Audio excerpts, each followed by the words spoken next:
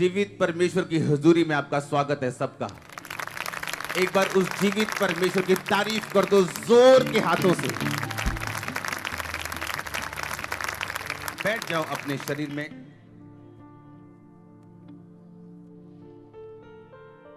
अपने हाथों को उठाओ, जितना वचन मैं सुनूं सौ गुना फलों को लेके आऊं। उठाओ अपने हाथों को। यीशु मसीह के नाम में मांगते हैं। कांग्रेचुलेशंस परमेश्वर की हुजूरी में पहुंचने के लिए। दूसरा इतिहास 20 उसकी एक आयत को मैं पढ़ूंगा। उसके बाद मोआबियों, अम्मोनियों और उसके साथ कई मुनियों ने युद्ध करने के लिए यहोशापात पर चढ़ाई की। तब लोगों ने आकर यहोशापात को बता दिया कि ताल के पार से एदोम देश से एक बड़ी भीड़ तुझ पर चढ़ाई कर रही, और देख वो हस्सासोनंतार नाम तक की एनगदी जो कहलाता है पहुंच गई। तब यहोशापात डर गया और यहोवा की खोज में लग गया, और उसने पूरे यहूदा में उपवास का प्रचार करवाया। अतः यहूदी यहोवा से सहायता मांगने के लिए इकट्ठा हुए, वरन वे यहूदा के सब नगरों से यहोवा से भेंट करने के लिए आए। उसके बाद मैं 21 आयत को पढ़ूंगा। तब उसने प्रजा के साथ सम्मति करके कितनों को ठहराया कि पवित्रता से शोभायमान होकर हथियारबंदों के आगे आगे चलते हुए यहोवा के गीत गाएं, और ये कहते हुए उसकी स्तुति करें, यहोवा का धन्यवाद करो क्योंकि उसकी करुणा सदा की है। जिस समय वो गाकर स्तुति करने लगे, उसी समय यहोवा ने अम्मोनियों, मोआबियों और सेयर के पहाड़ी देश के लोगों पर जो यहूदा के विरुद्ध आ रहे थे, घातकों को बैठा दिया और वो मारे गए। सब बोलो आमीन। आप जानते हैं आप एक युद्ध में हैं, हाँ या ना? और हमारी लड़ाई किसके साथ है? शैतान के साथ, अंधकार की शक्तियों के साथ। अब एक राजा यहोशापात, बाइबल कहती है कि जब उसे मालूम हुआ कि 3 तरह के लोग उस पर चढ़ाई करने के लिए आ चुके हैं, लिखा उसने उपवास का प्रचार करवाया। किसका प्रचार करवाया? आपको एक पड़ोसी को अपने बोलना है कि मेरी लड़ाई आत्मिक है। बोलो। तो लड़नी भी कैसे पड़ेगी? आत्मिक तरीके के साथ। आमीन। उस राजा ने यह नहीं देखा मेरे पास कितनी बंदूकें पड़ी, कितनी तलवारें पड़ी मेरे पास, कितनी ढालें पड़ी, लड़ने के लिए कितने लोग हैं मेरे पास, सबको इकट्ठा करो, सेनापतियों को, मंत्रियों को। बाइबल कहती है उसने कुछ भी ऐसा नहीं किया। वो डर गया, और बाइबल कहती है उसने पूरे यहूदा में उपवास का प्रचार करवाया। और उसने अपने लोगों से यह कहा कि जाओ और फास्टिंग करनी है और प्रेयर करनी है, क्योंकि युद्ध शुरू हो चुका है और कुछ देशों ने इकट्ठे होकर हम पे युद्ध करने के लिए चढ़ाई कर दी है। आमीन। जब एक राजे को यह चीज मालूम हुई, बाइबल कहती है उसने उपवास का प्रचार करवाया। संसारिक रीति के साथ उसे उठ के सेनापति इकट्ठे करने चाहिए थे, अपने देश के जो योद्धा थे उन्हें इकट्ठा करना चाहिए था और बोलना चाहिए था, देखो भी युद्ध शुरू हो गया, चलो आओ लड़िए अपा परमेश्वर के नाम। पर बाइबल कहती उसने उठा और उपवास का प्रचार करवाया। और बाइबल कहती जब वो युद्ध करने के लिए तैयार हुए, तो उसने युद्ध करने के बजाय वर्शिप टीम को, गाने वाले लोगों को अपने लोगों के सामने रखा, और वो गा गा कर लिखा स्तुति करते हुए सामने जा रहे थे लड़ने के लिए। कभी ऐसी लड़ाई भी लड़ते देखी आपने कि तलवारों की जगह एक वर्शिप टीम हो जो आगे स्तुति करती हुई ये गा रही है कि यहोवा का धन्यवाद करो क्योंकि उसकी करुणा सदा की। देखने में ये मूर्खता थी कि ये राजा मूर्ख है, इसे ये नहीं मालूम लड़ना कैसे चाहिए, ये बच्चा है, इसे पता नहीं क्या करना चाहिए। पर उसको मालूम था कि हमारी लड़ाई आत्मिक है, और ये आत्मिक तरीके के साथ ही लड़ी और जीती जा सकती है। आप इमेजिन करो, एक राजा अपनी सेना के साथ आ रहा है और उसके आगे आगे वर्शिप टीम आ रही। आप सोचेंगे राजा पागल हो गया, ये संकी हो गया, दिमाग खराब हो गया इसका, शायद ये गाने बजाने का शौकीन है, इसने गाने बजाने वाले लोग आगे रख लिए, वर्शिप कर रहे हैं वो लोग। इसे मालूम नहीं हर चीज का टाइम होना चाहिए। गधी हो गई है तू, हर संडे चर्च जाना शुरू हो गई है तू। हर संडे थोड़ी जाते हैं, हम भी तो परमेश्वर को मानते ही हैं। हाँ हम जाते हैं, साल में 2 बार जाओ, दिल में रखो। उनकी निगाह में आप पागल हैं, मैं पागल हूं, पर जीत हमारी है। हमारी लड़ाई आत्मिक है और आत्मिक तरीके से लड़के इसको जीता जा सकता है। हम अपने दुश्मनों को मार कर नहीं, उनको माफ करके जीतते हैं और जीत हमारी है। परमेश्वर ने कहा जब लोग तुम्हारी निंदा करें तो मत घबराना। वो परमेश्वर का एक एडवर्टाइजमेंट प्लान है आप लोगों के लिए। जो आप नहीं कर सकते, आपका एनिमी कर सकता है आपके लिए। आपका बेस्ट फ्रेंड नहीं कर सकता आपके लिए, पर आपके एनिमीज आपको वहां लेके जा सकते हैं जहां आपको आपका फ्रेंड लेके नहीं जा सकता। इसी तरह से इन सालों में मैं आगे बढ़ा हूं और आगे भी जाऊंगा, और ये स्पीड बढ़ेगी। अब वो गाड़ी में सिलेंडर फिट होते हैं ना, कितने सिलेंडर है? ये 2 सिलेंडर है। अब ये 8 सिलेंडर वाली गाड़ी बनने वाली है। आमीन। मत्ती 4 में लिखा, परमेश्वर ने कहा जब उसने पहले चेलों को बुलाया, लिखा उसने जब अंद्रयास को और पतरस को देखा और बोला मेरे पीछे चले आओ, मैं तुम्हें मनुष्यों के मछुआरे बनाऊंगा, मनुष्यों को पकड़ने वाला बनाऊंगा। उसके बाद लिखा उसने जब्दी के पुत्र याकूब को, उसके भाई यूहन्ना को जाल सुधारते हुए देखा और उसको कहा मेरे पीछे चले आओ। लिखा वो दोनों मछुआरे अपने पिता को मजदूरों के साथ छोड़कर यीशु मसीह के पीछे हो गए। आज मैं जो बात आपको बताने वाला हूं, अगर पल्ले पड़ गई, आप ब्लेस्ड हो, मोर देन ब्लेस्ड हो। आपको ये चीज तो समझ आ गई हमारी लड़ाई क्या है, आत्मिक। हो सकता है आप जिस सिर के दर्द के जाने के लिए प्रार्थना कर रहे हैं, वो सिर्फ प्रार्थना करने से ना जाए। ऐसा हो सकता है कि जिस मुसीबत के जाने के लिए आप प्रार्थना कर रहे हैं, आपके प्रार्थना करने के बावजूद वो ना जाए जब तक आप इस वचन को फॉलो नहीं करेंगे जो मैं आपको बताने वाला हूं। उसके कोड़े खाने से मैं चंगा हो चुका हूं। जो कमजोर है बोले मैं बलवान हूं, है ना? यह सब हम वचन बोलते हैं हर संडे, पर आपको क्या ये मालूम है कि ये वचन प्रिंसिपल्स पे आधारित है। इनकी घोषणा कुछ शर्तों और नियमों के ऊपर टिकी हुई। क्या आपको यह मालूम है?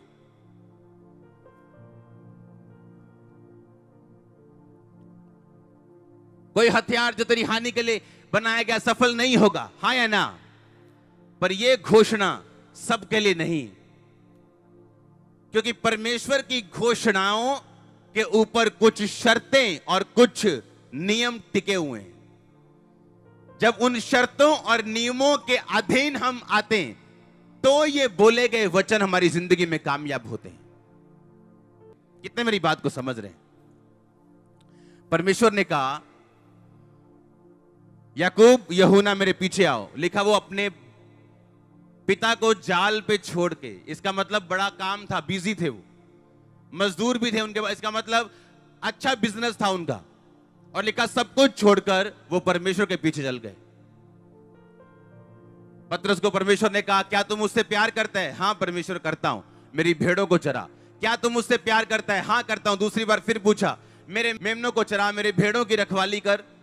मैं आज एक चीज आपको बताना चाहता हूं, अगर आप एक क्रिश्चियन हैं, यीशु मसीह के वायदों पे विश्वास करते हैं, अंगीकार करते हैं, उसके कोड़े खाने से मैं चंगा हो चुका हूं, मैं ब्लेस्ड हूं, मैं फलाना हूं, मैं ये हूं, और अगर आप रूहें बचाने में परमेश्वर के किंगडम के साथ नहीं, तो ये वायदे भी आपके लिए नहीं। मोस्ट इंपॉर्टेंट थिंग जिसके लिए आज आप चर्च में आए हो, वो आपकी हीलिंग नहीं है, वो आपकी डिलीवरेंस नहीं है। वो कमांड इतनी भारी थी, परमेश्वर ने कहा पतरस क्या तुम मुझसे प्यार करता है? हाँ करता हूं। मेरी भेड़ों को चरा।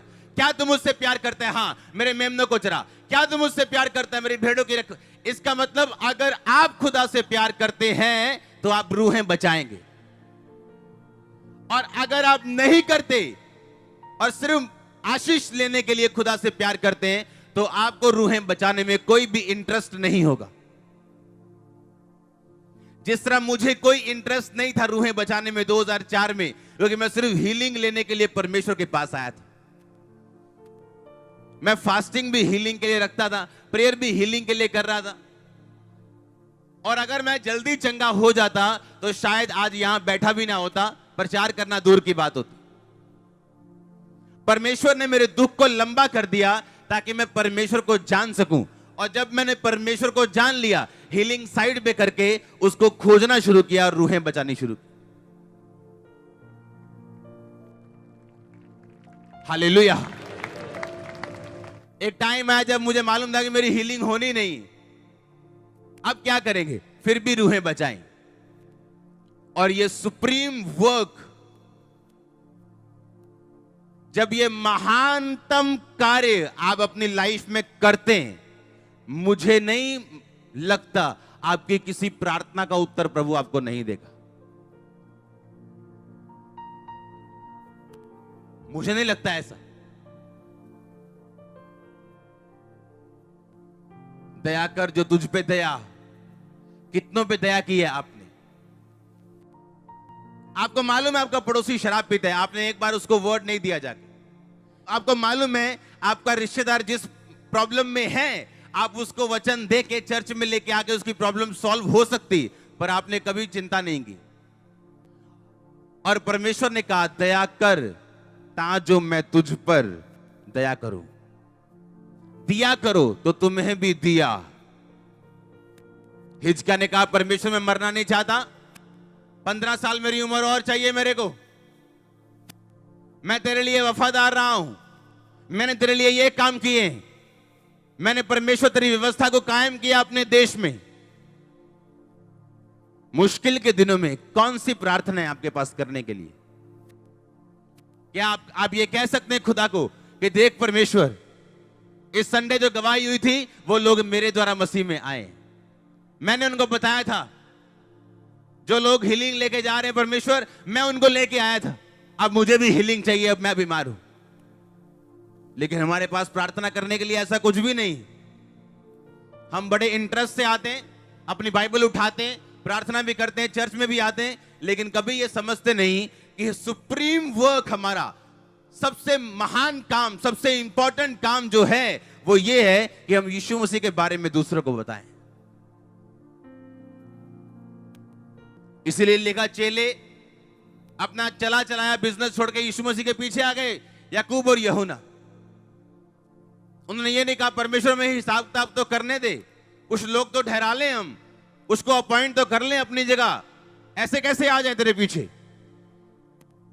और देखने में यीशु मसीह निर्दयी लगता था कि यीशु मसीह को सेंस नहीं है कि एक दो जवान लड़कों को अपने माता पिता से बुला लिया, उनको टाइम तक नहीं दिया बिजनेस सेट करने का, उनका बिजनेस फेल हो गया, तो यीशु मसीह के काम के लिए, उसकी सोल सेविंग के लिए कुछ भी चला जाए, उसका 1000 गुना बदला आपको मिलता है हमेशा।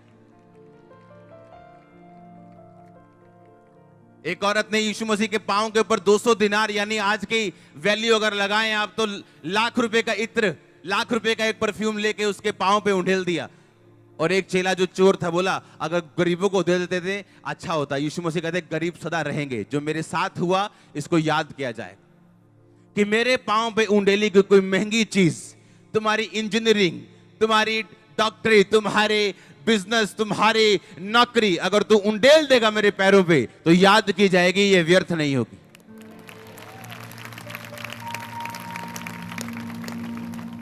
कितने लोग हैं जो एक दिन छुट्टी करते हैं काम से, चलो आज सुसमाचार देने के लिए जाते हैं, चलो आज यीशु मसीह के बारे में बताने के लिए जाते हैं। वैसे छुट्टी नहीं लेंगे हम, हाँ बुखार हो जाए तो छुट्टी लेंगे। अगर आपने वैसे छुट्टी ली होती तो ये बुखार भी ना होता।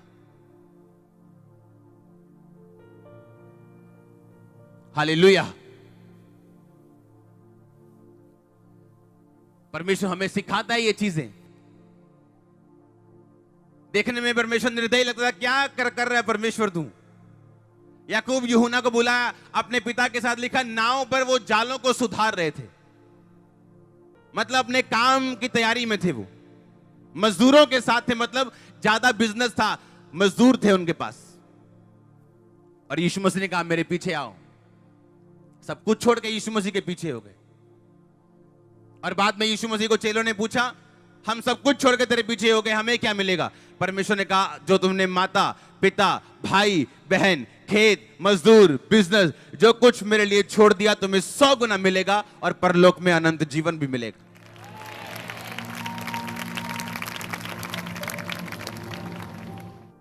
क्या आपका प्राइम वर्क है ये? क्या सुप्रीम वर्क है ये?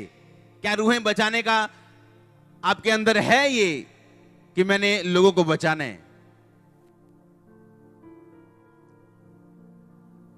मैंने एफर्ट करके जाना है, स्पेशल जाना है। जाएंगे तब ना जब खुद दारू छोड़ी होगी। तो रिश्तेदारों को तो बताया कि अभी खुद तुम दारू पीते हो, तो बताएं क्या? इसलिए मैंने कहा अगर अपनी गवाही पूरी होगी तो आप लोगों को बता पाओगे। अपनी गवाही पूरी रखो, उसके लिए लड़ो, फाइट करो अपने शरीर के साथ। और उसके बाद जब आप टेस्टिमनी देने के लिए जाएंगे, आप बता पाएंगे कि परमेश्वर ने मेरे लिए ये किया, अब परमेश्वर तुम्हारे लिए ये कर सकता है।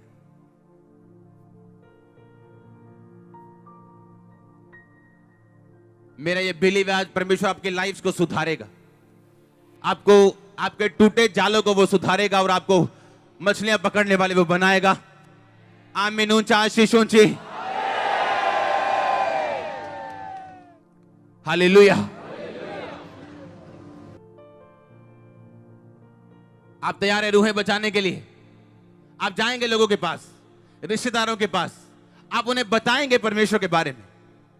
आप अपना रिकॉर्ड अच्छा करेंगे परमेश्वर के सामने। जब प्राइम वर्क है, पहला काम है आपका एक क्रिश्चियन होने के नाते आप उस काम को पूरा करेंगे। क्योंकि आपकी जितनी प्रतिज्ञाएं, जितने वचन आप बोलते हो, जितनी घोषणाओं के पीछे आमीन बोलते हो, वो सब प्रिंसिपल्स के ऊपर आधारित हैं, नियमों और शर्तों के ऊपर आधारित हैं। वो इंटरटेनमेंट नहीं है, वो एक विश्वासी की लाइफ है जो एक वचन पे खड़ी है। और उसके बाद उस वचन पे खड़े होकर आपको मालूम है कि हीलिंग मुझे चाहिए क्योंकि खुदा का काम करना है, डिलीवरेंस मुझे चाहिए, मुझे परमेश्वर की गवाही देनी, पैसा मुझे चाहिए खुदा के काम करने। तो फिर आप जो कन्फेस करेंगे, हेवन आपको बैक करेगा, आपके पीछे खड़ा होगा। आमीन। पतरस, याकूब, यूहन्ना, अंद्रयास परमेश्वर के पीछे हो गए, सब कुछ छोड़ छाड़ के, क्योंकि एक ऐसा काम है जो सबसे अधिक इंपॉर्टेंट है हमारी लाइफ में, जो हीलिंग से भी इंपॉर्टेंट है, डिलीवरेंस से इंपॉर्टेंट है। मेरी लाइफ में हीलिंग बाद में आई, पहले बोझ आया रूहें बचाने का मेरी लाइफ में, मैं आपकी नहीं जानता। ये सारी प्रॉब्लम्स की एक ही दवाई है, इसे समझ लेना। सारी प्रॉब्लम्स की ये दवाई है आपके लिए। जब लाइफ आपकी सेटल हो जाएगी रूहें बचाने के लिए,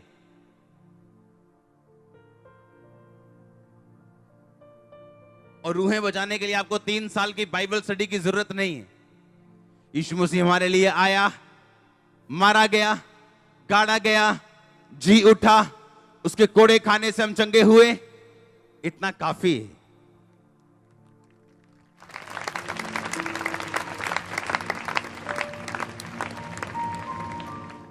आमीन। हमारी लड़ाई आत्मिक है, आत्मिक तरीके के साथ लड़ी जा सकती है और जीती जा सकती है। नहीं तो राजा यहोशापात भी अपने अगुए, अपने सेनापति, अपने बेस्ट हथियार आगे लेके जाता, ना कि वर्शिप टीम को आगे लेके जाता। इसका मतलब आपकी प्रॉब्लम का हल आपके दिमाग में नहीं है, आपकी स्पिरिट में। कितनी देर तक प्रार्थना करोगे अपने लिए फास्टिंग करके? अब दूसरों के लिए प्रार्थना करो फास्टिंग करके। अगर आपका बच्चा भी नहीं बचा, आपने 80 रख लिए, 120 रोजे रख लिए, अब दूसरों के लिए प्रार्थना करो, आपका बचाया जाएगा।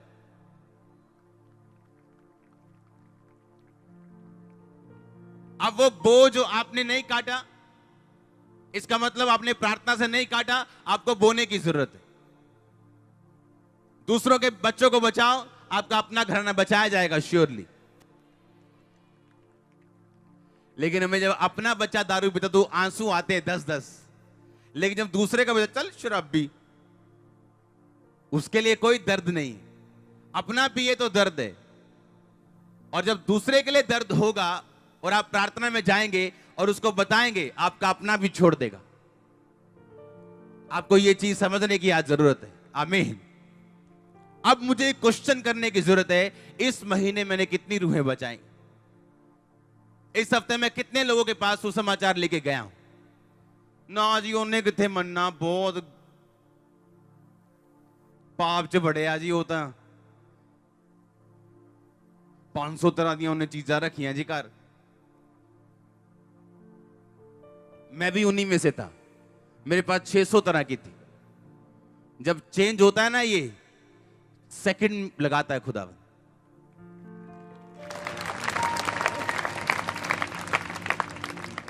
और सोचो अगर सुसमाचार सुनाने वाले वही बात मुझे कहते तो कि इसने चेंज नहीं होना, तो आप चेंज कैसे होते? आपको नहीं मालूम कौन कब चेंज होने वाला। कई बार सुसमाचार जो आपने दिया, बंदा 6 महीने लगाता है बदलने के लिए। आप दे के भूल जाओगे, वो साल बाद फिर आ जाएगा चर्च में। लेकिन कब हम सुसमाचार देना शुरू करेंगे? कब सोल सेविंग शुरू होगी? कब हम लोगों को बताएंगे कि यीशु मसीह मारा गया, जी उठा, वही एकमात्र परमेश्वर है? बाइबल में लिखा, क्रूस की कथा यहूदियों के लिए ठोकर का कारण है और अन्य जातियों के लिए मूर्खता है। सदूकियों और फरीसियों के लिए क्या है? ये ठोकर का कारण है। पतरस लंगड़े चला रहा है, अंधे दिखा रहा है, अभी भी उनको पतरस पसंद नहीं आ रहा। और आने जाते कहते ये कौन सा परमेश्वर, अपने आप को तो बचा नहीं सका। अरे वो कहता, ये जान मैंने खुद दी है और खुद वापस ली है। कौन उसको मार पाया? कोई नहीं। जो पकड़ने के लिए आए थे लोग कहते कौन है यीशु मसीह? कहता मैं हूं। जैसे बोला मैं हूं, सब गिर गए थे, कोई पकड़ नहीं सकता था। राजा बोला मुझे छोड़ देने का अधिकार है अगर तू बोल दे कि ये लोग झूठ बोल रहे। परमेश्वर ने कहा तुझे कोई अधिकार नहीं, मैंने तुझे अधिकार दिया कि आज तुम मुझको पकड़े, क्योंकि यही वही लोग हैं जिनके बीच में मैंने 3.5 साल प्रचार किया, लंगड़े चलाए, अंधों को आंखें दी, ये मुझे पकड़ नहीं पाए। हालेलुया। और लिखा तीसरे दिन मुर्दों में से जी उठा, शैतान का तमाशा बनाया, जी उठ के फिर 40 दिन वही काम किए। हालेलुया। आप तैयार है रूहें बचाने के लिए? आप जाएंगे घर से निकल के, एफर्ट लगा के, किराया लगा के, एफर्ट लगा के, बातें भी सुनने को मिलेंगी,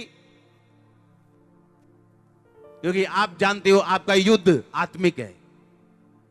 आप सिर्फ अपनी प्रेयर कर करके अपना हल बिल्कुल नहीं करवा सकते हो, मैं आपको गारंटी देता हूं। सिर्फ अपने लिए रोजे रख रख के आप अपना हल नहीं कर पाओगे, क्योंकि जो आपको लगता है वैसा होता नहीं जब आप बाइबल में घुस जाओ तो। जनरली उन्हें क्या करना चाहिए था? बैठ के इकट्ठे होना चाहिए था, प्रार्थना करनी चाहिए थी, हे खुदावंद अब हम जा रहे हैं लड़ने के लिए, हमारा साथ देना। अब सब सेनापति इकट्ठे हो जाओ, सब योद्धा इकट्ठे हो जाओ, 10-10 लाख करके इकट्ठे होकर निकलो, टुकड़ियां बना के बड़ी बड़ी, चलो परमेश्वर हमारे साथ है। ये बात, ये जेन्युइन बात बनती। ये कौन सी बात है कि सबसे आगे वर्शिप टीम को खड़ा कर दिया और वो छैने बजा रहे, तुरियां बजा रहे, यहोवा का धन्यवाद करो, उसकी दया सदा की। उन्होंने ये भी गीत नहीं गाया, यहोवा हमें बचाएगा, यहोवा हमें बचा, हम मर गए, हम लुट गए। हाँ, तो लुट गए हैं, मर गए, हाँ, ये भी नहीं गाया उन्होंने।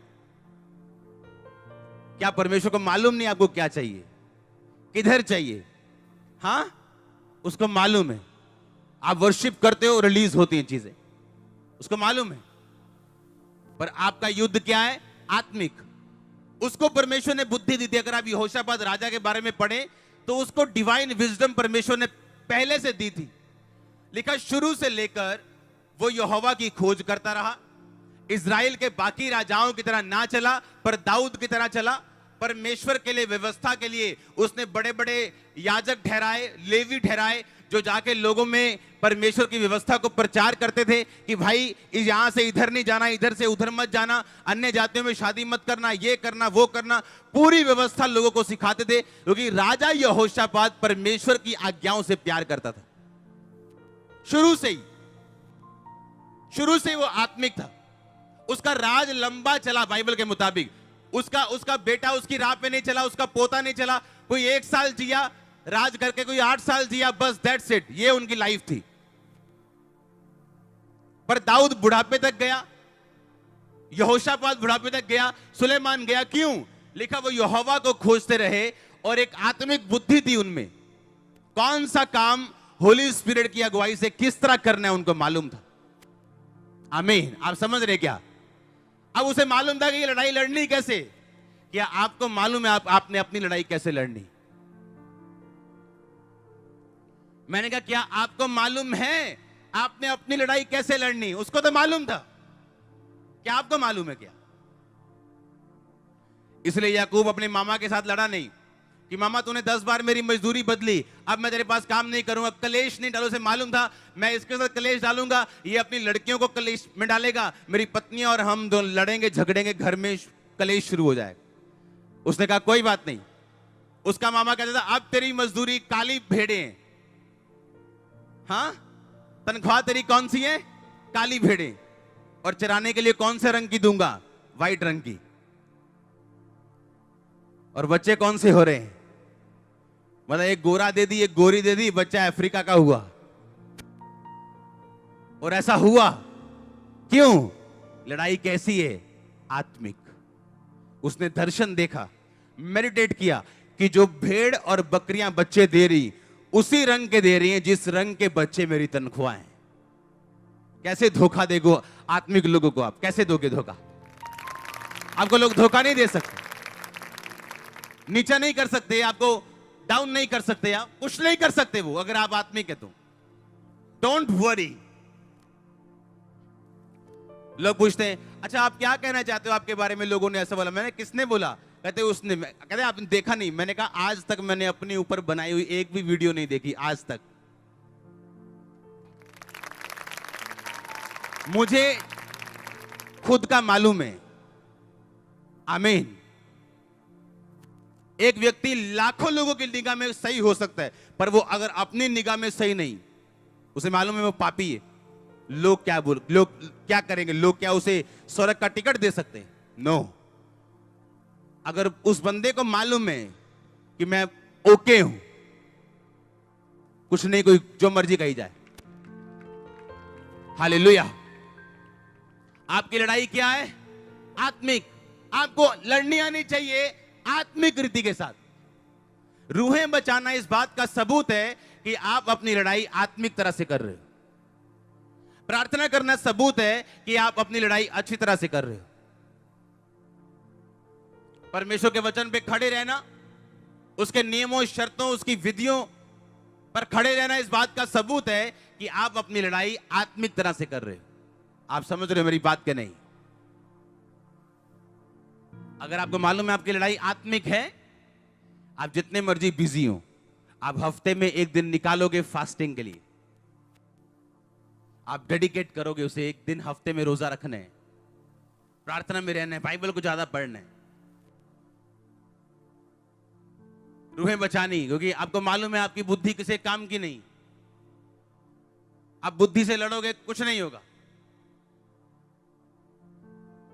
देखो बाइबल में जहां भी राजे लड़े जीते, चेले जहां पे लड़े और जीते, चेलों का युद्ध वैसा नहीं जैसे राजाओं का था।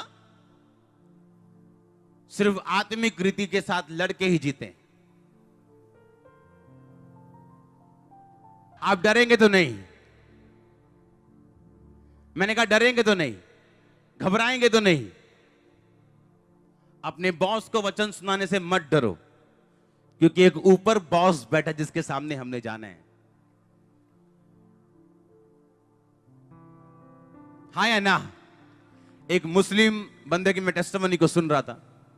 बहुत खतरनाक कड़क इंसान था वो मुस्लिम बंदा, और उसके जो एम्प्लॉय थे वो क्रिश्चियन थे। और एक दिन सुबह उठा तो उसके पीठ में दर्द थी, उसने कहा सिंपल दर्द है, कोई बात नहीं। दर्द बढ़ती इतनी बड़ी कि उस बंदे का हिलना मुश्किल हो गया। ऑपरेशंस, डॉक्टर ने बोले, नाड़े हिल गई, मनके हिल गए, ब्लॉक्स हो गया, सारा कुछ, जिंदगी ठप हो गई टोटल। मरने तक पहुंच के जब उन्होंने बताया कि अगर आप चर्च में जाओ तो परमेश्वर आपको छू सकता है, फर्स्ट डे चर्च हीलिंग हुई, आज वो क्रिश्चियन है। हालेलुया। तैयार रहो सुसमाचार देने के लिए। आधा घंटा फेसबुक पे चैटिंग करने से अच्छा ये है आप अपने रिश्तेदार को फोन करो और परमेश्वर के बारे में बताओ। आप रोज बताएंगे उसे, एक दिन वो आने वाला है। तारीफ करो जोर से। आप बचाएंगे रूहें। अपने पड़ोसी को श्योरिटी दो, बोलो मैं बचाऊंगा रूहें। मैं बचाऊंगा रूहें। वायदा करो पड़ोसी, बोलो मैं बचाऊंगा रूहें। बचाऊंगा रूहें। अगर आप रूहें बचाने वाले हैं तो आपकी वैल्यू है। हाँ, और अगर आप वैल्यूएबल हैं खुदा के सामने तो वो आपको बचाएगा, सुरक्षित रखेगा, ब्लेस भी रखेगा, और आपके एनिमीज हमेशा शर्मिंदा रहें। पर अगर आपकी वैल्यू खुदा के सामने है तो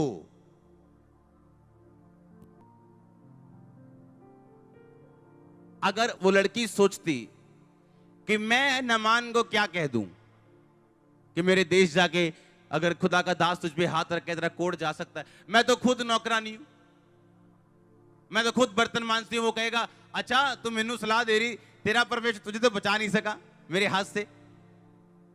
अगर वो तेरे साथ होता तो तू यहां पे बर्तन क्यों मांज, तू भी अपने देश में होती। उसने परवाह नहीं की, क्योंकि ये उसका चैलेंज था, ये उसकी तैयारी थी, उसकी चुनौती थी। उसने गवाही दी, नामान बचाया गया। बचाया गया कि नहीं? मैंने इस चर्च में यहां पे लोग देखे। आपको कैसे पता परमेश्वर के बारे में? हमारे घर में एक काम करती है लड़की, उसने हमें बताया। लोग तैयार हैं बचने के लिए। आप तैयार हो बचाने के लिए? यीशु मसीह ने कहा फसलें पकी, मजदूर थोड़े। आज से आप चर्च के मजदूर हो। मैं आपका हेड मजदूर हूं। आप चर्च के मजदूर हो और मैं आपका हेड मजदूर हूं। हम फसलें काटने के लिए जाएंगे यीशु मसीह के नाम में। काटोगे फसलें। जब आपके पास रूहों के ढेर पड़े होंगे और जब खेत का मालिक चेक करने के लिए आएगा फसलों को, आपकी मेहनत देखकर वो आपको प्रतिफल जरूर देगा। God bless you all. आमीन। छोटा है, ऊंचा चाहिए। मैंने कहा गॉड ब्लेस योर फैमिली। जोर से बोलो हालेलुया।